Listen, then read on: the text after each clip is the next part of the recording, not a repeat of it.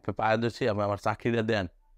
উনি কয় না তোমার চাকরি আর হবে না, কয়টা ভাত বাড়াই দেন, আমি রাত্রে একটু ভাত বেশি খাই আর আমি সকালে কাজ করতে পারি না। ধরার পর আমার নিয়ে চলা আছে লাকড়ি, ওই চলা দিয়ে পিটানি শুরু করি। আপনি 400 টাকা না খুঁয়ে আমার কিছু বই আছে, বইগুলো আপনি নেন, ওইটা বিক্রি করে আমি কিছু ডিম কিনে বিক্রি করতাম। 25টার মতো পিঠা বানাইছি, কিছু একটা পিঠা বিক্রি করি। নদীর ভিতরে ডুব দিয়ে মাছ খালি নাকটার মুখটা বের করে রাখতাম নিঃশ্বাস নেওয়ার লেগে। 2 টাকা দিয়ে একটা রুটি নিয়ে ওই পানির ভিতরে চুবিয়ে খাইতাম। জানেন শুকনা খাওয়া যাবে না, চা নিলে আবার 2 টাকা লাগবো। আবার যে 20টা নামাইবো এরকম টাকাও কিন্তু ছিল না। হেলারে দিয়ে প্রতি মাসে 5-5.5 লাখ টাকার মতো। যে শাক যারা বিক্রি করছে, কচুরলতি বিক্রি করছে তুইলা গ্রামে, ডিম বিক্রি করছি, আমি সেই লোক যে এখানে আসবো কখনোই কল্পনা করতে পারিনি। গাড়ি কিনছি, বাড়ি করছি।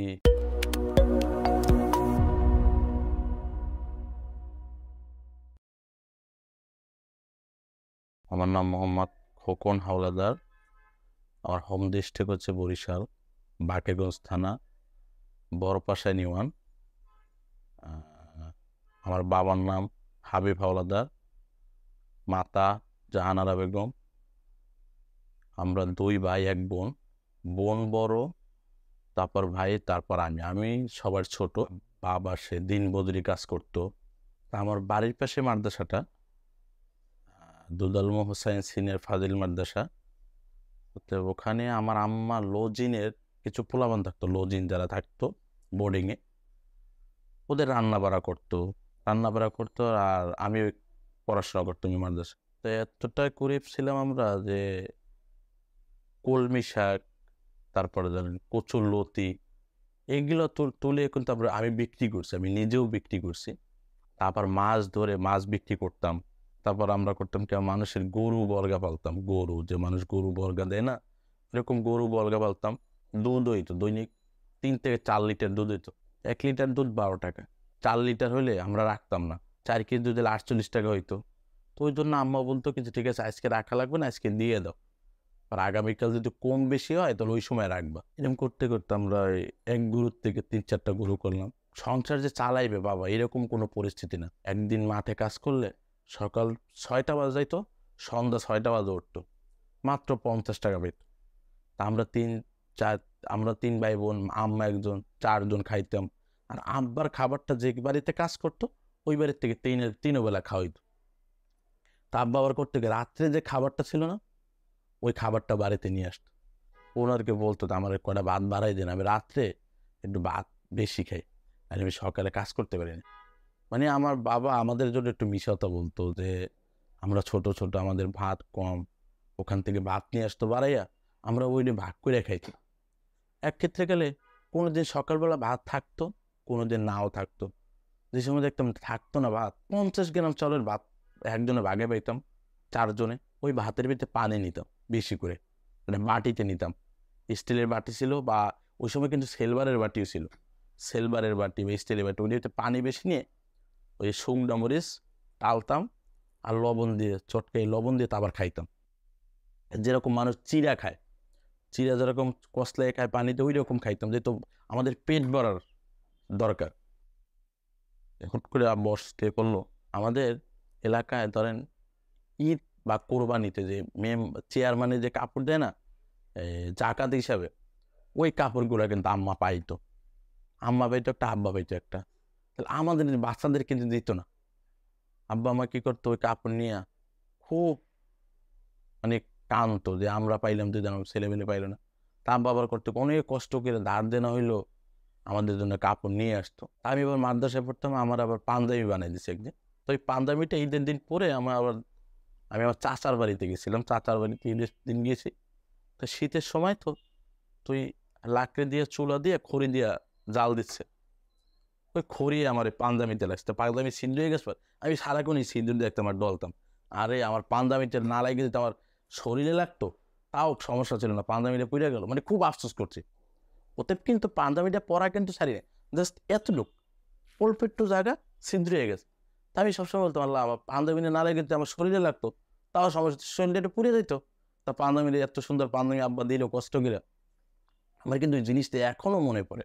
পরে আবার আমার আব্বা আবার জোট মিলে চাকরি নিয়েছে, পটুয়াখালী জোট মিলে চাকরি নিয়েছে, বেতন পেত আব্বা 3,500 টাকা। আইতে যাইতে ওই সময় 5 টাকা গাড়ি ভাড়া ছিল, আপ ডাউন 10 টাকা, 2 বেলা খাইতো, তাও 20 টাকা দিত, 10 আর 20 30 টাকা, 900 টাকা কিন্তু এখানেই চলে যায়। ক্যান্ডারি, মুড়ির মোয়া, আমের দিন আম, এরকম কিন্তু যদি 20 টাকা খরচ করে তাহলে কিন্তু আরো ঘাটতি হয়ে যায়। তা আব্বা টাকা দিয়ে কিন্তু আমাদের ফ্যামিলি চালাইতে পারতো না। খুবই ভালো মানুষ আমার আব্বা আম্মা। বাপ মা কিন্তু কেউর কাছে খারাপ না। বাপ মা যদি কারোর ছেলে মেয়ের জন্য দোয়া করে, আল্লাহ তাআলা দোয়া কবুল করে, আলহামদুলিল্লাহ। অসুস্থ হইতাম, ওষুধ কিনতে গেলে কিন্তু টাকা থাকতো না, কামতো আমাকে কোলে লিয়া। পরে আমি চিন্তা করি যে আম্মাও কষ্ট করে, আব্বাও কষ্ট করে। আমাদের বাড়ির পাশে লেবুখালি ফেরিঘাট ছিল, ফেরিঘাটে যাইতাম, এই দেখতাম মানুষ চানাচুর বিক্রি করে, ডিম বিক্রি করে, তারপর পেঁপে বিক্রি করে।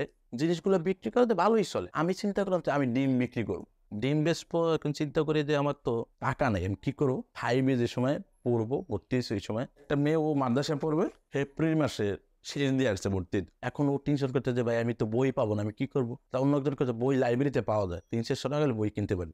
আমি ওনারে বললাম দেখেন আমার কিছু বই আছে, বইগুলো আপনি নেন, এখানে তুই পড়াশোনা করেন। কি দেখেন আমাদের ফ্যামিলির যে অবস্থা, পড়াশোনা আসলে আমরা করতে পারবো না। তুমি আমার কথা শোনাবো না, বইটা কিনছি মাত্র 60 টাকা দিচ্ছি। আমি 5 আলি ডিম কিনছি, 5 × 12 = 60।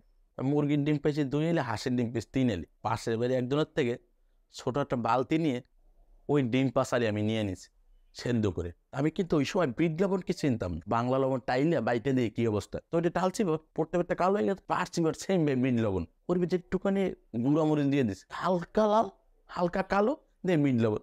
ডিমগুলোর গামছা দিয়ে পেঁচাই সুন্দর করে নিয়ে গেল।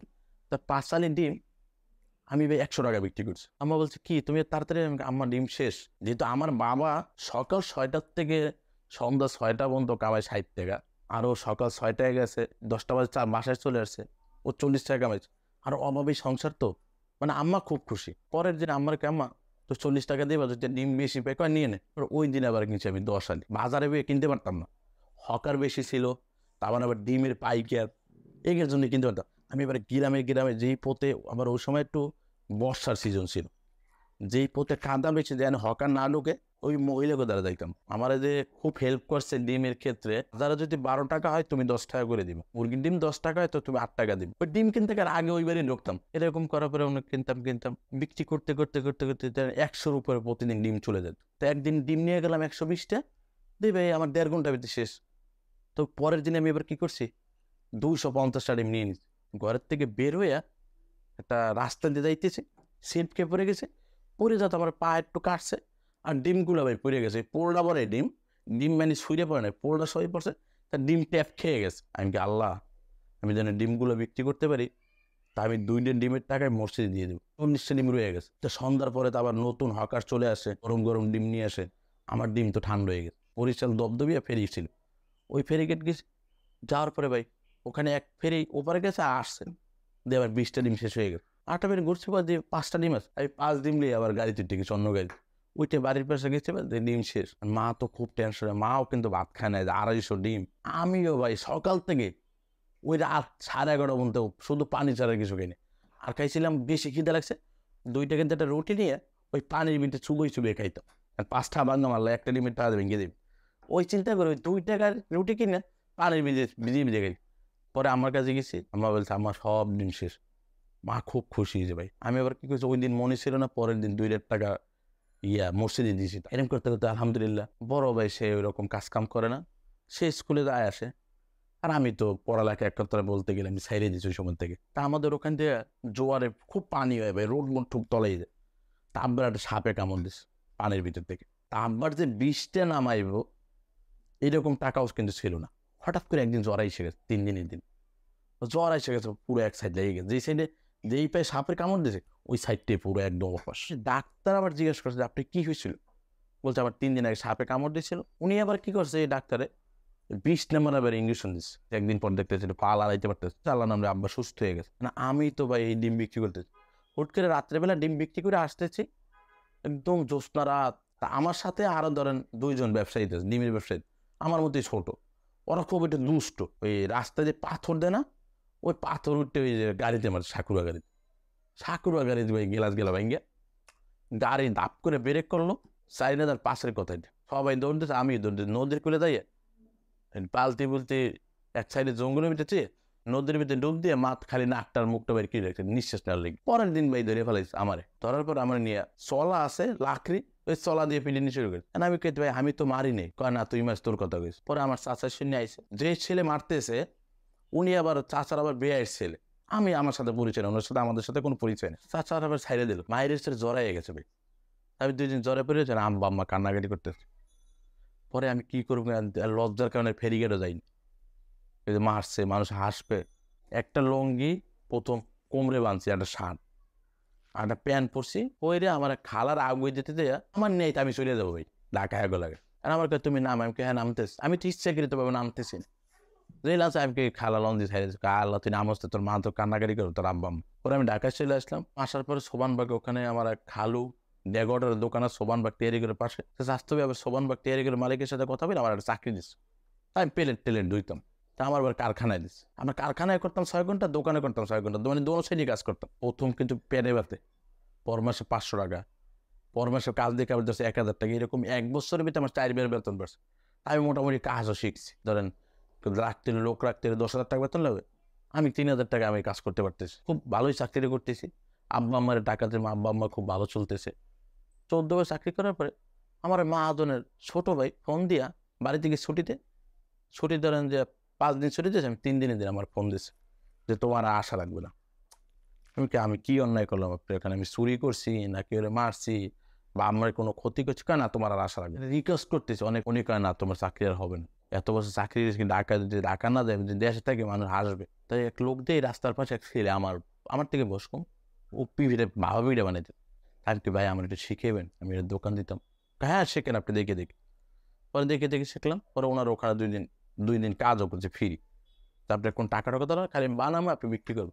তাই আমি বানাইতে উনি কইবে আপনার পিঠে ভালো হয়। পরে ধরেন আমি ওরা জিজ্ঞেস করলাম যে ভাই আপনি এই যে চালনিটা কিনছেন, চালনিটা কই পেয়েছেন, তার প্লেট পরে এই যে পিঠে বানানোর যে পাত্রগুলো কই পেয়েছেন, কয় কারণ বাজার থেকে নিয়ে এসেছি। আমি কারণ বাজার থেকে নিয়ে এসি, আর 2 চাক্কার একটা গাড়ি বেড়াইছি। আমার বাসাটা ছিল পশ্চিম রাজাবাজার, আমি দোকানদারি করতাম আরঙ্গের ফায়ার সার্ভিসের গলির লগে। প্রথম যেদিন 10 কেজি চালে গুড়ি নিয়েছি, গুড় মিট এইগুলো কাইটে কেটে লেগে, তা 25টার মতো পিঠা বানাইছি, কিন্তু একটা পিঠা বিক্রি করি ভাই। আমি আসর নামাজ পড়তে গেছি, দূরের থেকে পিঠা নয় একটা পিঠা দিয়ে কেনা লয়ে গেল। পরে দেখি ভাই পিঠা খাই কাস্টমার টাকা দিয়ে গেছে, আমার আসর নামাজ পড়ে আমার পিঠা বানাই শুরু করলাম, বেচতেছি বানাইতে আবার 35টা পিঠা বানাইছি। মাগরিব নামাজ পড়তে গেছি, মাগরিব নামাজ পড়ে এই যে কাস্টমার ভাই সিরিয়াল দিয়ে খাইতেছে, আসার 5 মিনিট পরে 35টা পিঠা শেষ। প্রতিদিন 800 1200 1000 এরকম হইতেছে। এরকম করতে এখন গরম হয়েছে, গরমে কি করবো, আর মাথাতে কোনো কাম করে। একদিন আমরা আনছি আর পেয়ার আনছি ভাই, কেউ খায় না।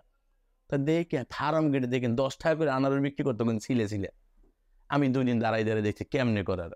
দেখার পরে আমি একটা আনারস কিনছি 10 টাকা দিয়ে, নিজে ছিলাম যে না পারি আর মতো। পরে 2 দিন এরকম খাইছি, 2 দিন খাই 2 দিন দেখছি। পরের দিন আমি 100 আনারস আনছি, কিনছি এটা দেওয়া 6 টাকা পিস। তা আমার টার্গেট আমি 10 টাকা 15 টাকা এরকম বিক্রি করবো, আর কিছু সাইজ বড় এরকম 20 টাকা বিক্রি। রাজাবাদ থেকে বেচতে শুক্রবার থেকে বেচতে ঠিক সোবানবাগ মসজিদে ওখানে আসতাম। প্রথম দিন মানে বুঝতে পারতাম না, ভাওটা 40টার মতো আনারস বিক্রি করছে, আর 60টা জোহরের পরে আর 20টা বেশি, আর 40টা আনারস হয়ে গেছে। ওই 40টা কালকে বেশ ভাই, কালকে করতে দেবে আনারস গেছে ভাই ফুলটা দিয়ে। পরে চিন্তা করলাম এইগুলো কম দাম হইলো তাড়াতাড়ি বেচতে। পরে মহল্লা আইটে সন্ধ্যার পর ওই শেষ করলাম। পরবর্তীতে আনারস যেদিন যে আনছি সব শেষ করছি। একদিন 2000 কামাইছি, 3000 কামাইছি। আবার আমার সাথে একজন হেল্পের জন্য লোক নিছি, পরে আবার 500 টাকা রোজ দিতাম। তাই আবার এই বর্ষার সিজন এই পড়ছে, আনারস সিজন শেষ। এখন কি করবো বর্ষার সিজনে, তাই আমি একটা চাকরি নিচ্ছি। আমি একটা দোকান দিয়ে, ওনার যে 3টে দোকান হয়েছে, আমার মাথায় ঢুকে গেল কি দুজনে মিলে একটা ব্যবসা নিই। পরে প্রথম একটা দোকান নিলাম, 2 জনে মিলে রাজিয়া সুলতান। ওখানে ধরেন সকালবেলা 20 টাকা করে খিচুড়ি বিক্রি করতাম, সাথে 3 পদের ভর্তা দিতাম ফ্রি। কাস্টমার কিন্তু নাস্তা না খেয়ে খিচুড়ি খেয়ে। তাই আশেপাশে ঘুরতে থাকতে ভাই কি ব্যবসা শুরু করছেন আপনারা, আমাকে দোকানদারি হয়। এই কথা কথা ভাই প্রতিদিন ভাই 30-35 কেজি খিচুড়ি বেচতাম। 1 কেজি যদি 100 টাকা লাভ থাকে, 1 কেজি চালে 12 প্লেট, 12 করে 240, তাই 60 টাকা কিনতাম চাউল। আর ধর আদার্স ময় মশলা দিলাম 40 টাকা, 100 টাকা। আর ভর্তা 1 কেজি চাউল বিক্রি করতে হলে ভর্তাটা নর্মালি 20 টাকা করতে, 120, তাহলে 120 টাকা লাভ। 120 টাকা লাভে 20 টাকা ধরেন ভাড়া আর বক্স আর সালাদ। চিন্তা করলাম যে তাহলে আমি 35 কেজি খিচুড়ি বেচলে আমার 3,500-4,000 টাকা লাভ হয়ে যেত। তেহারি বিক্রি করতাম, কাচ্চি বিক্রি করতাম, তা মোটামুটি প্রতিদিন 4,000 4,500 টাকা লাভ, 5,000 টাকা লাভ হয়ে যেত। স্টাফ বেতন টেতন, দোকান ভাড়া, কারেন্ট বিল দিয়ে মাসে দেখতাম যে 1,00,000 1,20,000 টাকা লাভ থাকে। ওই পার্টনারের দিতাম, উনি কিন্তু চাকরি করে আরেক জায়গায়। আস্তে আস্তে বলতাম যে ভাই এই মাসে 1,20,000 টাকা আইসি হিসাব করে আমার অর্ধেক দিতে অর্ধেক লিখে আমার বেতন তো তত 6,000 টাকা, আমি কিন্তু 12,000 টাকা বেতন দিতাম। এই দাম তো আমার 10,000 6,000 টাকা হয় আপনার ব্যবসা নেটা, আমি কিছু তাও আমি মানছি তার হুট কিলো। উনি কি মনে পেল ওটা বড় ভাই গার্মেন্টস চাকরি করতো, ওনার বড় ভাইয়ের দেশে আমার লাগে ডিউটিতে। কারণ ওর বড় ভাই কিন্তু বিরিয়ানির বল জানে না, উনি গার্মেন্টস চাকরি কিন্তু বিরিয়ানি লেনে কিছু জানে। উনি আমার জেনে করে ভালো কাজ এই নিয়ে উনি খারাপ, জেনে করে খারাপ এই নিয়ে ভালো। আমি কি এই লোক তো ভাই ছবি দেন, পরে আমি ওনার বললাম দেখেন ভাই আপনার ভাই তো এনে কিছু বোঝে না, এত কাল উল্টো করা। আরে ভাই পরে ভাই তাহলে আপনি তো চালাইছেন 1 বছর, তা আমার ভয়ের বাইরে 1 মাস 2 মাস চালাইতে আমি ঠিক আছে ক্যাশে বুক ক্যাশে ভাই 1 মাসে বিকতে ভাই আমি প্রতি মাসে 1,00,000 1,20,000 টাকা লাভ দেয় এই 1 মাসে বিকতে 36,000 টাকা লস। তাহলে আমি দোকানদারি করে লাভ করলাম 1,00,000 1,20,000 টাকা, আমরা ভাই পেয়ে 36,000 টাকা লস করলাম, তাই লসের বাদ কিন্তু আমি দিব না। 1 কথা 2 কথা উনি ওনার সাথে তর্কা থেকে এলো, ওনার বড় ব্যবহার আদার করলো যাক বলে চুরি করছে। আমি কিন্তু আদার চুরি নিয়ে কোনো কথা বলিনি। তা আমি গেছি কারণ দাদা আইসা ভাই আবার নাকি ফোন দিয়ে ভাই আপনার যদি দাঁড়ায় থাকতেন তা আমার কোপ দিতাম দিলে এই কথা বললেন কবে ভাই আপনার বড় বয়স খারাপ ব্যবহার। আমি ঠিক আছে ভাই সরে যাবো, আপনি হয় আপনি করেন ব্যবসা নাহলে আমার দিয়ে দেন। তা ঠিক উনি বলতে ঠিক আছে আমি করবো ব্যবসা। 3 লাখ টাকা 3.5 লাখ টাকা লাভ হইতে আমারও 3-3.5 লাখ টাকা লাভ। তা আমার খরচ পড়ে যায় আমার 3,30,000 টাকা হয়েছে। আমি দোকান বিক্রি করলাম, 2 জনের দাম উঠলো 2,40,000 টাকা। পরে আমি ওনারা বললাম যে সাইডের মানে 2,40,000 কেজি আমার কইছে, তা আপনি 2 লাখ টাকা দাম দেন, আমার 1 লাখ টাকা দেন, আপনি 1 লাখ টাকা শেষ। আপনি দোকান রেখে দেন, আমার 1 লাখ টাকা দেন, আমি চলি। উনি আমার মাত্র টাকা দেন 70,000 টাকা, আমার 3,30,000 টাকায় আর এখানে 4 লাখ টাকা। এখন কি করবো হুট করে আমি সেক্ষেত্রে 10 নম্বর একটা দোকান পাইছি, 4 লাখ টাকা ওই অ্যাডভান্স দিলাম, 12,000 টাকা ভাড়া। তো একটা দোকান চালাইতে যেই পরিমাণ টাকা দরকার হয় আমি কিন্তু ওই পরিমাণ টাকা নিয়ে আমি নামি নেই ব্যবসায়। তবে মাথা কাজ করতে না, কি করবো 3 জনের দ্বারা চাই 20,000 টাকা আছে, আর কেউ চাই পাইতেছে। আমার কাছে বলো আম্মা কয়েছে আমি তো টাকা রাখছি কোনো যাতে ম্যানেজ কর পরে দেবো। আমি কি করছি ভাই রাত্রেবেলা রিক্সা চালাইতাম, ভ্যান চালাইতাম, চালাইতে লাই 15,000 টাকা জমাইছি। আর আমি এবারে বেড়া বলে কই কি ভাই তা আমার তো আর 5,000 টাকা শর্ট, আবার 5,000 টাকা আলাদা দেবে না পরে দিয়ে দেবো। কয় আপনি কি করবেন, আমি দোকান নিয়েছি 5,000 টাকা শর্ট আছে, 12,000 টাকা দিচ্ছি আবার আর 20,000 বলে 40,000 টাকা দিয়ে এখন আমি পুরান মালামাল পাইতেছি না কইটা কই পাও। আর যদি নতুনটা কিনতে যাচ্ছি একটা কেউ বাকি দেবে, এক দোকানে গেছিও তবে আমার কাছে কিছু টাকা আছে পরে টাকা পরে দেবে না পায় বাকি হবে না, এটা তো তথ্য দিলে দোকানদারে যে পুরান মালামাল আছে ভাই দাম চাচ্ছে কিন্তু 60,000 টাকা আপনি মালামাল গুলো দিয়ে দিই 60,000 টাকা চাইতে পারে আপনি ভাই দেখেন একটু গরিব মানুষ ভাই খুব কষ্ট করে আইসি আপনি এখানে আশা ভরসা নিয়ে আমাদের 40,000 টাকা আছে আপনার মাল করা দিয়ে দেয়। আর এই 40,000 টাকা আর যদি বাড়াতে দিব ভ্যান ভাড়া তাও কিন্তু আমার অনাথ করা। উনি আবার কি করলো 40,000 টাকা নিয়ে বলছে ভাই আপনি ভ্যান ভাড়া দেওয়া ভ্যান ভাড়া আমি দিয়ে দেবো, আপনি 40,000 টাকা দেন মাল লইয়ে দেন। পরে উনি মালটা দিলাম পুরান মাল আমি ওইগুলো সেট আপ দিলাম, প্রথম থেকে শুরু করলাম তেহারি আর মোরগ পোলাও আর খিচুড়ি দিয়ে গরুর সরিষার তেলের তেহারি আর মোরগ পোলাও চলাতে প্রথম দিন ধরেন 10 কেজি খাবার রান্না করছি, রান্না করার পর দেখ মোটামুটি সব শেষ হয়ে গেছে।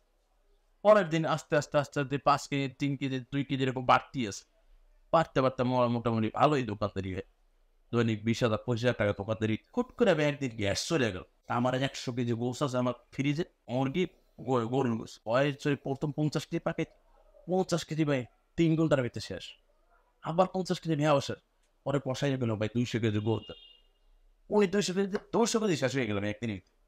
300 কেজি গোস কিন্তু একদিনে শেষ। আর মুরগি আস্ত মুরগি গেল 300 পিস, তারপর তেয়ারি বিক্রি করতাম কিন্তু 80 টাকা করে। তো ওই গ্যাসের বিলের কারণে হাফ আর বিক্রি করে আর পেবে 100 টাকা করে তেয়ারি বিক্রি করতেছে, রাইস টেস বাড়াই দেবো হাফের থেকে একটু বেশি। একদিন ব্যবসা করে মোটামুটি আমার 2.5 লক্ষ টাকা লাভ হয়ে গেছে। আমি আবার ইস্তেমায় চলে গেছি, ইস্তেমায় যাওয়ার পরে এখন আমার বাবু বলেছে ওই সময় ম্যানেজার ছিল না, আমার কারখানায় কোনো ম্যানেজার ছিল না। ভাবতে পারবো এর তো গ্যাসটাই সবতেছি তো গোস্ত লাগবে।